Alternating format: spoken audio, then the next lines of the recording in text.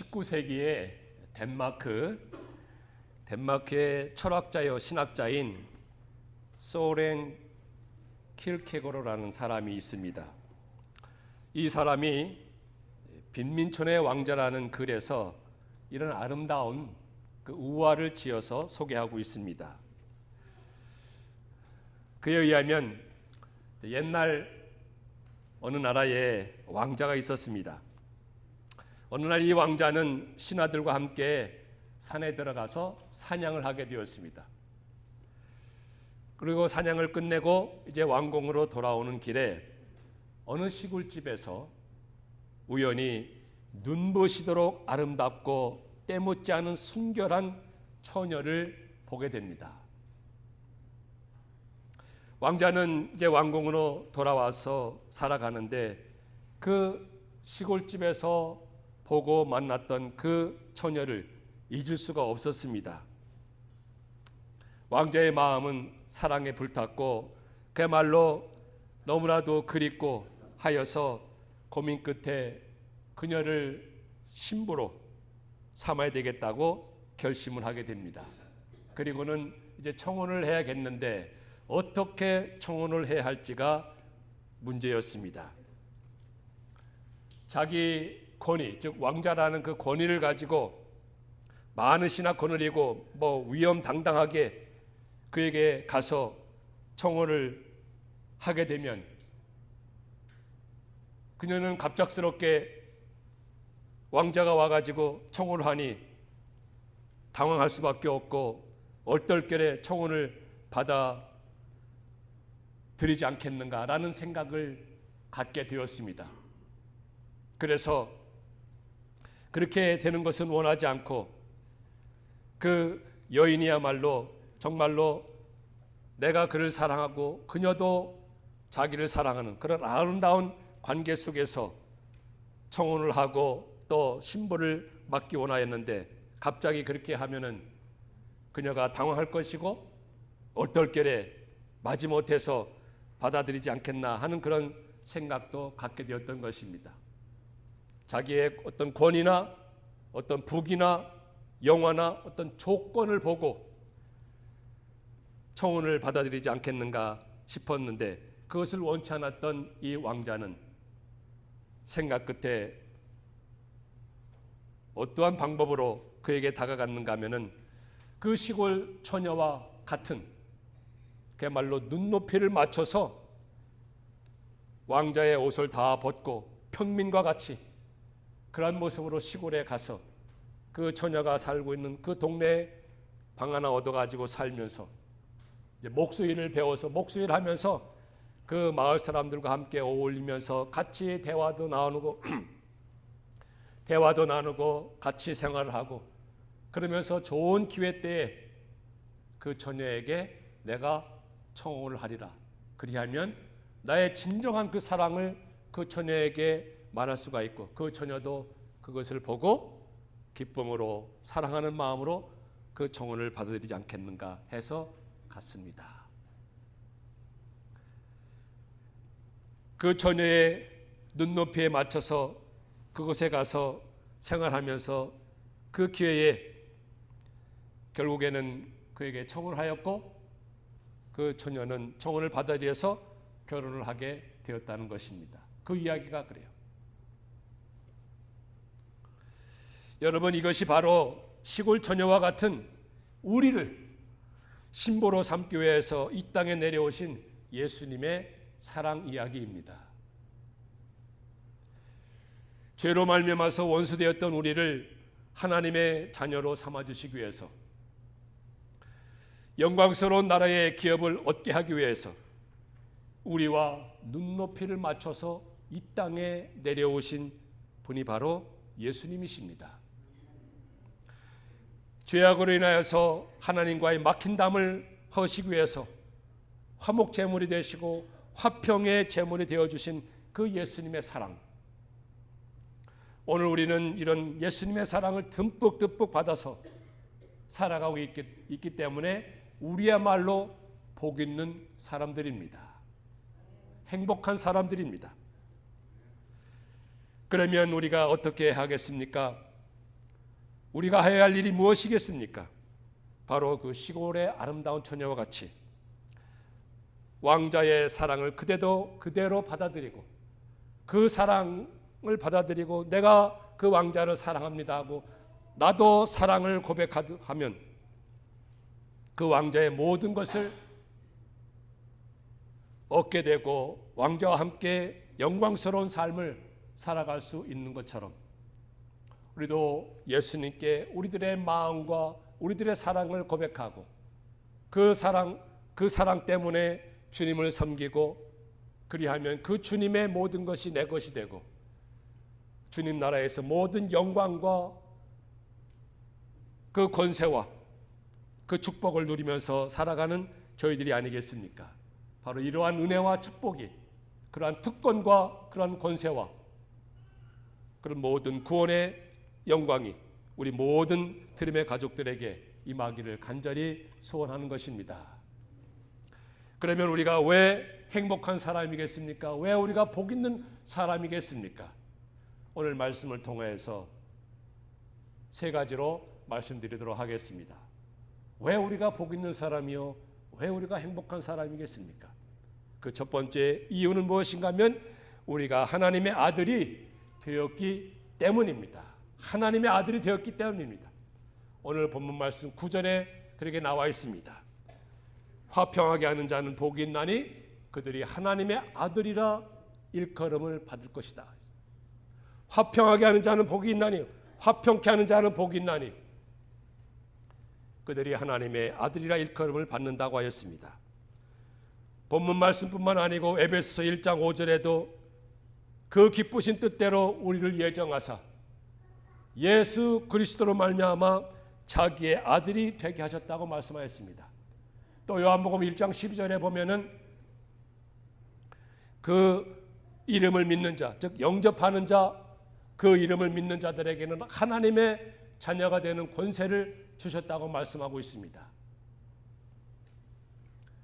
이와 같이 우리가 하나님의 아들이 되었기 때문에 하나님의 자녀가 되었기 때문에 우리는 정말로 복 있는 사람이요 행복한 사람인 것입니다.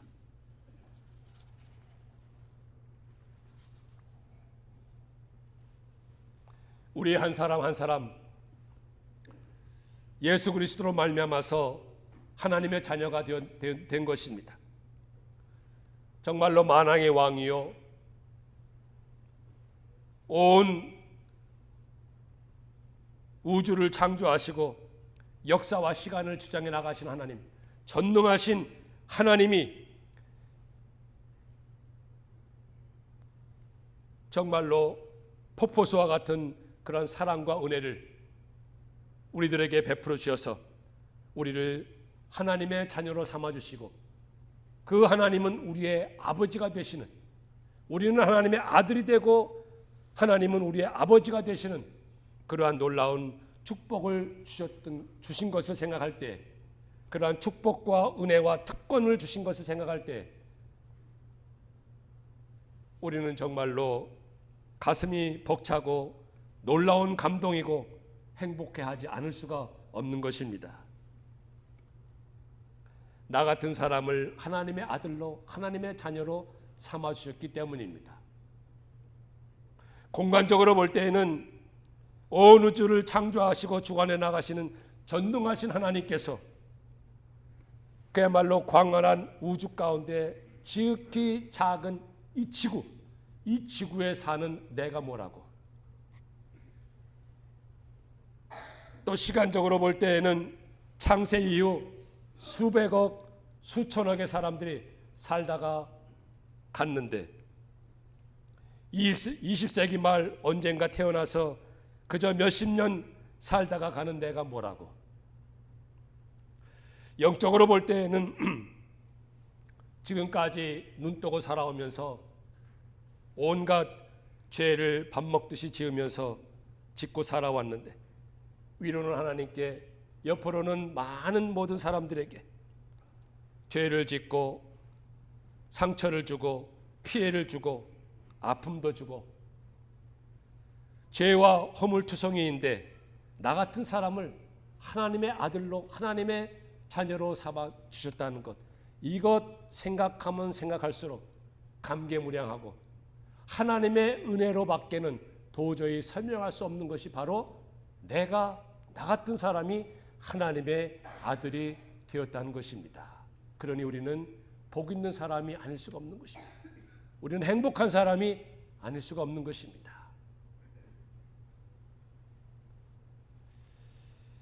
아들로 삼아주셨다는 것은 하나님이 아버지고 나는 아들이 되었다는 것입니다. 하나님이 아버지고 나는 하나님의 자녀가 되었다는 것입니다. 우리가 쉽게 생각할 때 아버지와 아들, 이것은 혈연 관계입니다. 혈연 관계. 그래서 끊을래야 끊을 수가 없는 것입니다. 아버지와 아들 어떻게 끊을 수가 있습니까?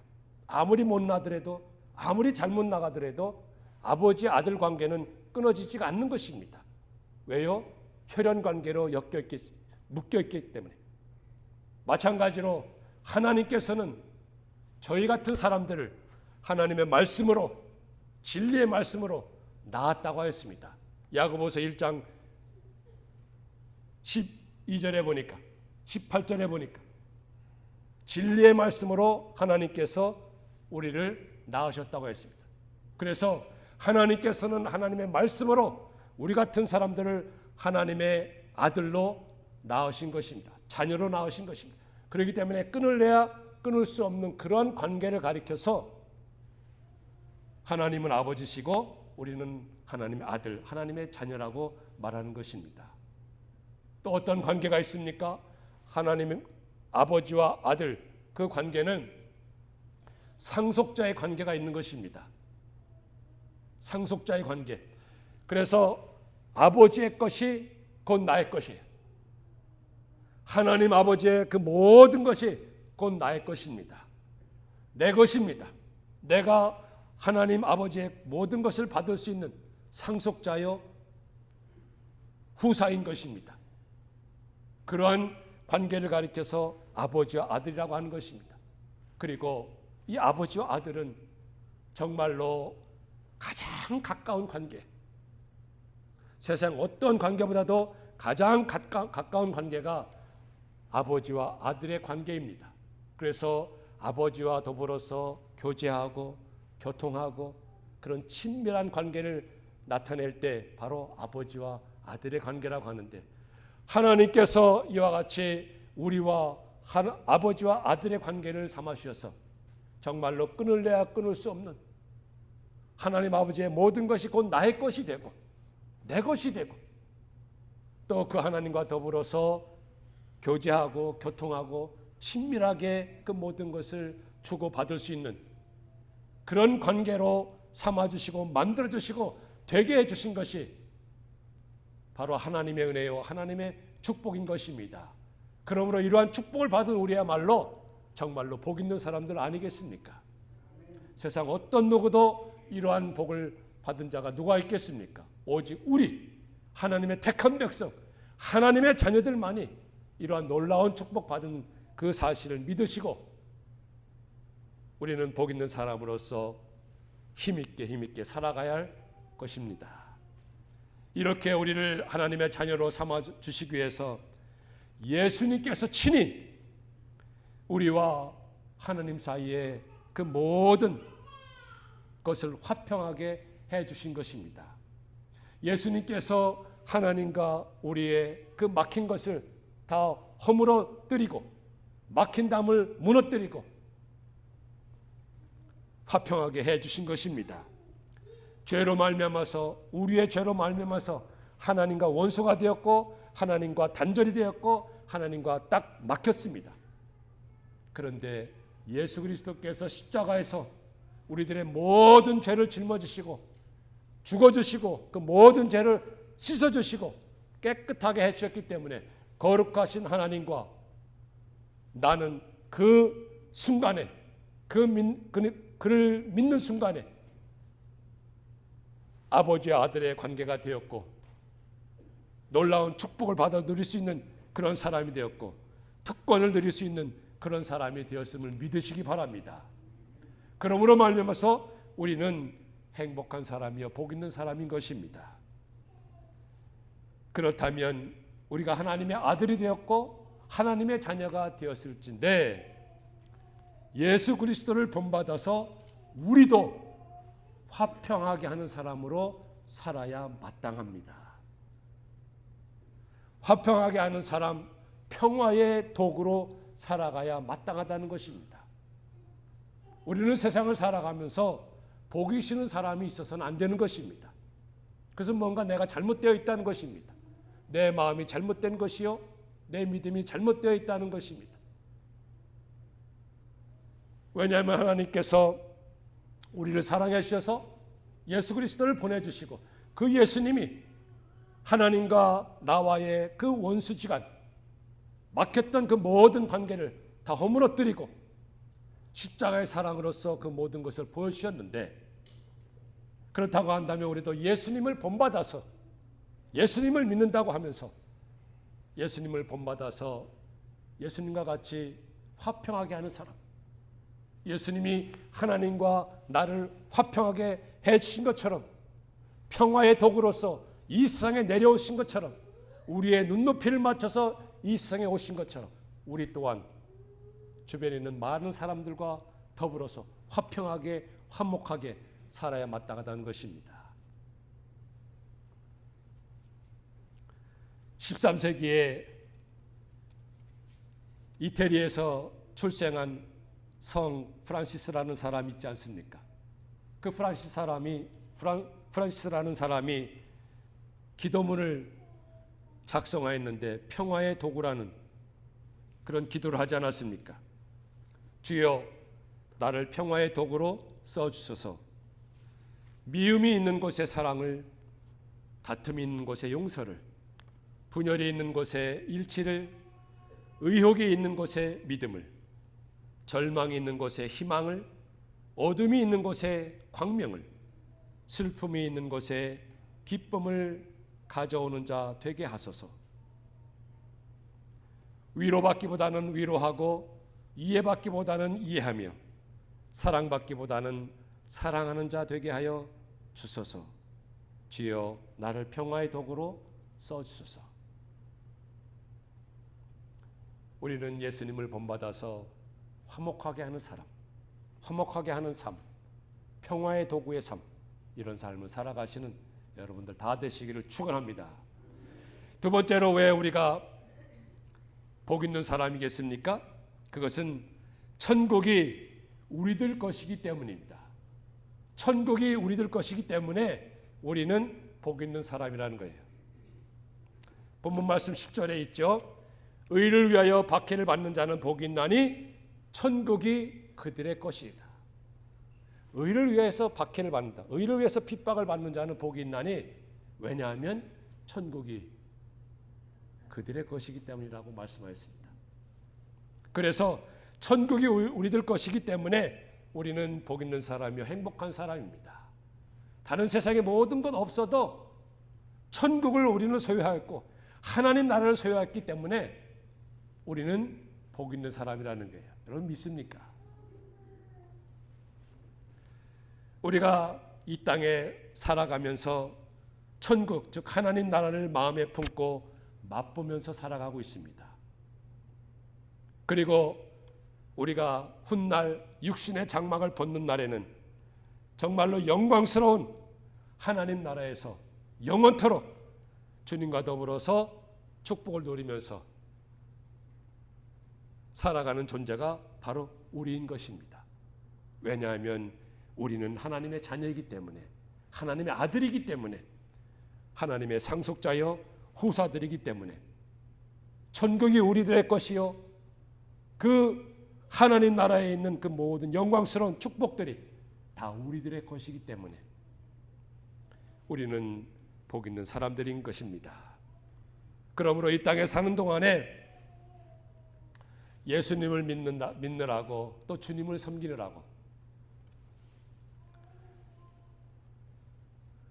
때로는 땀을 흘리기도 하고 수고하기도 하고 물질을 들이면서 헌신하기도 하고 섬기기도 하고 또 때로는 정말로 고생하기도 하고 환난을 받기도 하고 또 제3세계 같은 경우에서는 핍박과 박해를 받기도 하고 고난을 받기도 합니다만, 그러나 우리는 그런 가운데서도 기뻐하면서 살아갈 수 있습니다. 기뻐하면서. 왜요? 바로 천국이 우리들 것이기 때문에, 영광스러운 하나님 나라가 우리들 것이기 때문에, 그것을 바라보면서 이제 얼마 안 있으면 그 영광스러운 하나님 나라 천국에 들어갈 것이기 때문에 우리는 정말로 하나님의 아들로서, 자녀로서, 상속자로서, 후사로서 당당히 그 천국에, 하나님 나라에 들어갈 것이기 때문에 세상에 살면서, 신앙생활하면서, 주님을 섬겨나가면서 좀 힘들고 어렵고 그럴지라도 우리가 기뻐할 수 있는 바로 근거가, 그 이유가, 동기가 여기에 있는 것입니다. 사도행전 5장에 보면은 사도들이 핍박을 받습니다. 박해를 받습니다. 아니, 사도행전 5장뿐만 아니고 예수님의 제자들, 예수님의 사도들, 또 믿음의 선진들, 주님을 섬기느라고, 복음을 전파하느라고, 주님 나라를 위해서, 하나님 나라를 위해서 저들은 핍박을 받았습니다. 힘들게 살았습니다. 감옥에 갇히기도 하였습니다. 매도 실컷 두들겨 맞았습니다. 깊은 감옥에 갇혀서 쇠사슬에 묶이기도 하였습니다. 때로는 굶기도 하였습니다. 고생도 하였습니다. 헐벗기도 하였습니다. 가난하기도 하였습니다. 여러 번 죽을 뻔도 하였고 실제로 죽임을 당하였습니다.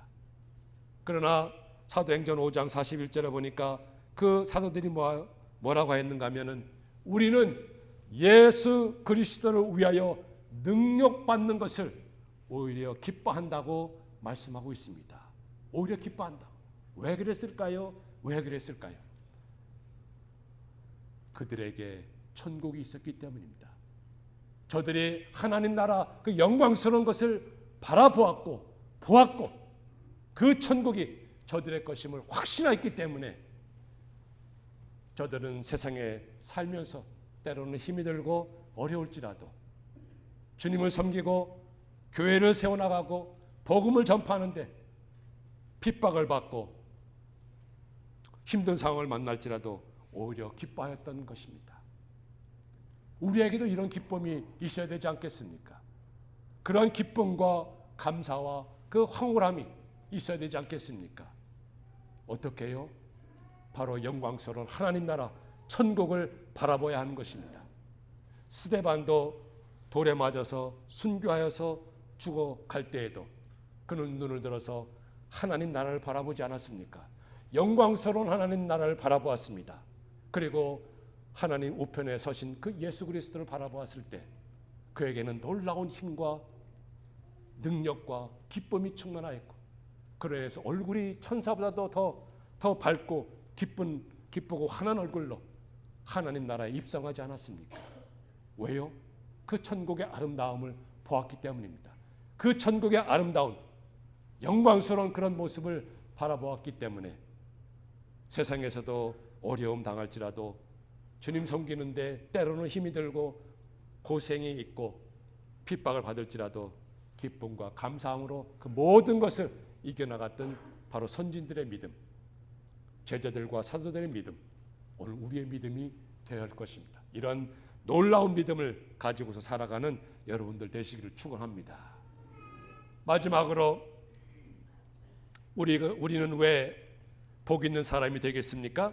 그 세 번째 이유는 천국에서 우리의 상이 클 것이기 때문입니다. 천국에서 우리의 상이 크기 때문에 우리는 복 있는 사람이요, 행복한 사람입니다. 오늘 본문 말씀 12절에 봅니다. 기뻐하고 즐거워하라. 하늘에서 너희의 상이 큽니다. 기뻐하고 즐거워하라. 하나님 나라에서, 천국에서 너희의 상이 크다. 클 것이기 때문에 우리는 복 있는 사람이라는 것입니다. 우리가 예수를 믿고 말씀을 지키느라고 정말로 힘들 때도 왜 없겠습니까? 힘들기도 하고 마음 상하는 일도 있고요. 또 고생하는 일도 있고 여러 가지 헌신도 하고 섬기기도 하고 몸을 들이고 마음을 들이고 시간을 들이고 물질을 들이고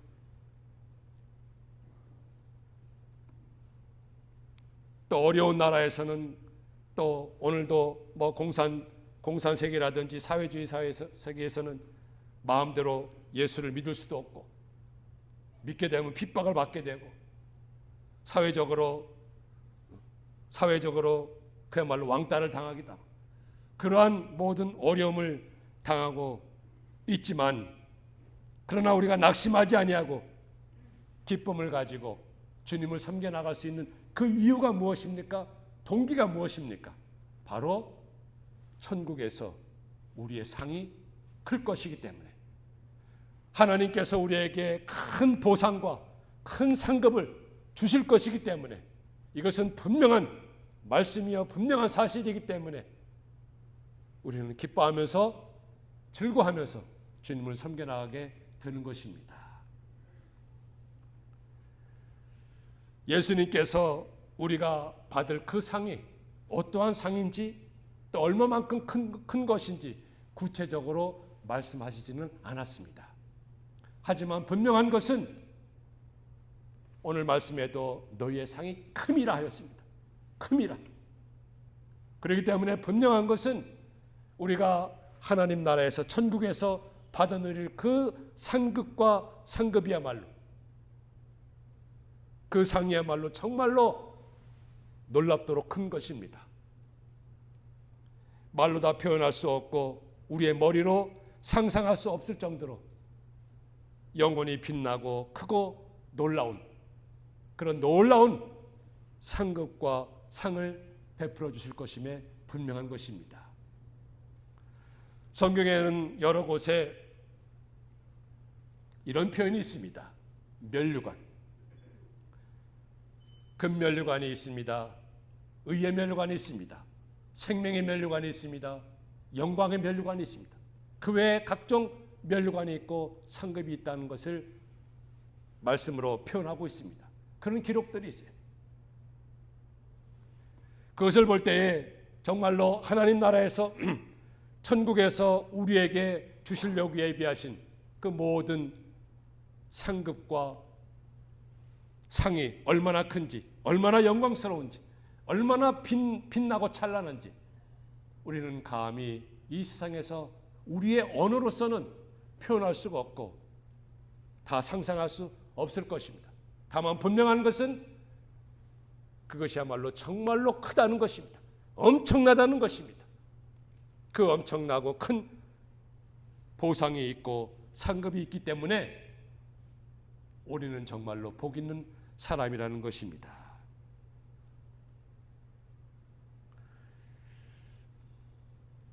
우리가 장차 받을 그 상급과 상은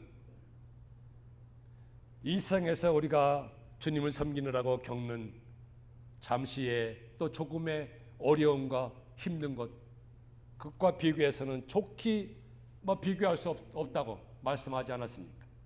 하나님께서 우리에게 예비하신 그 상과 상급과 면류관과 영광은 좋게 비교할 수 없다고 이 세상 것으로는 감히 비교할 수 없을 정도로 지극히 크고 영광스럽고 빛나고 찬란한 그 상급을 바라보면서 우리가 이 세상에서 신앙생활 하기 때문에 우리는 정말로 복 있는 사람인 것입니다. 어떤 사람이 이제 죽어서 천국에 갔다고 합니다. 천국에 가서 보니까 많은 사람들이 머리에 면류관을 쓰고 다니는 거예요. 어떤 사람은 금면류관 쓰고 어떤 사람은 의의 면류관, 생명의 면류관, 영광의 면류관, 자랑의 면류관, 휘황찬란한 그런 금은 보석으로 만든 면류관을 쓰고 천국의 거리를 막 다니고 있었던 것입니다. 이 사람이 거리에 나가 보니까 모든 사람들이 그런 면류관을 쓰고 다니는데 자기도 뭔가 좀 써야 되겠다 하고 찾아보니까 저 구석에 소위 말해서 개털모자가 있더라는 것입니다. 그래서 내가 그거라도 써야 되겠다 해서 구석에 가서 그 개털모자를 쓰고 자기는 뭐 신나가지고 천국의 거리를 활보하였다고 합니다. 그런데 아무리 봐도 정말 부끄러웠다는 것입니다. 다른 사람은 정말 영광스럽고 빛나고 찬란한 그런 면류관을 쓰고 막 자랑스럽게 다니는데 자기는 뭐냐는 거죠. 그래가지고 벗으려고 하는데 마침 옆에 금면류관을 쓰고 다니는 사람이 있어서 그 사람에게 물었답니다. 아니, 당신은 어떻게 해서 그 면류관을 쓰고 다닙니까? 그랬더니 그 사람이 얘기해 주는데 뭐라고 얘기했는가 하면은 내가 세상에 살면서 주님을 섬기느라고 교회를 섬기느라고 신앙생활하느라고 말씀을 지키느라고 때로는 어려움 당하기도 하고 힘들기도 하고 수고도 많이 하고 땀도 많이 흘렸는데 그때마다 그것이 내 머리에 자국이 되어서 이 금면류관은 나에게 꼭 맞는 것이고 우리 하나님께서 나에게 상으로 주신 것이기 때문에 내가 자랑스럽게 쓰고 다니는 것입니다 하고 가르쳐 주었다. 그래서 그럼 나도 한번 써보자고 해서 이 사람이 그 금면류관을 봐서 자기한테 딱 써보니까 어떻게 됐겠습니까? 자기는 정말로 아파가지고 쓸 수가 없다라는 것입니다. 왜 그랬을까요? 그 금면류관 안에는 바로 아까 그 사람이 세상에서 주님을 섬겨나가면서 힘들고 어려웠던 그럴 때마다 거기에 자국이 생겨서 그 금면류관은 자기의 금면류관은 그 자기 머리에 딱 맞는 거예요. 근데 이 사람은 세상에 살면서 그냥 교회만 왔다 갔다 했지 주님을 섬기느라고 힘든 것도 없었고 애쓴 것도 없었고 수고한 것도 없었고 때로는 고난당한 것도 없었고 뭐 핍박받은 것도 없었고 환난당한 것도 없어서 그냥 머리가 그냥 민자예요. 그렇기 때문에 그 면류관은 자기에게 맞지 않고 오히려 아픔이 되었다는 것입니다. 그래서 거기서 깨달은 것이죠. 세상에 살면서 정말로 주님을 위해서 수고하고 애를 쓰고 헌신할 때 그것이 차곡차곡 하나님 나라의 기록이 되고 생명책의 기록이 되어서 내가 하나님 나라 가는 그 때에 정말로 나에게 놀라운 상급을 베풀어 주시고 면류관을 주시는데 그 상이 얼마나 큰지 우리가 이 생에서 주님을 잘 섬겨야 한다는 것을 깨닫게 되었다는 것입니다. 여러분, 우리는 정말로 이 생에서 잠깐 살다가 하나님의 때가 될 때 하나님 앞으로 다 갈 사람들입니다.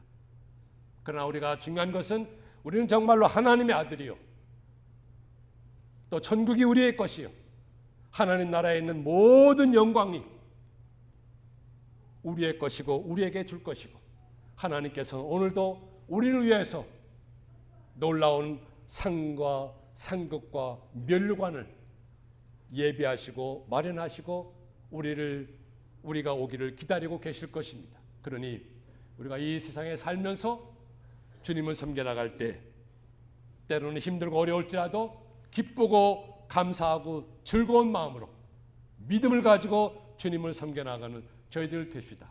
그리할 때 우리 주님께서는 우리에게 예비하신 그 모든 상급을 우리에게 주셔서 우리로 하여금 천국에서 정말로 빛나고 영광스러운 그런 하나님 나라에서 주님과 더불어서 그 모든 축복을 누리면서 하나님 앞에 영광 돌리는 그러한 삶을 살리라 믿습니다.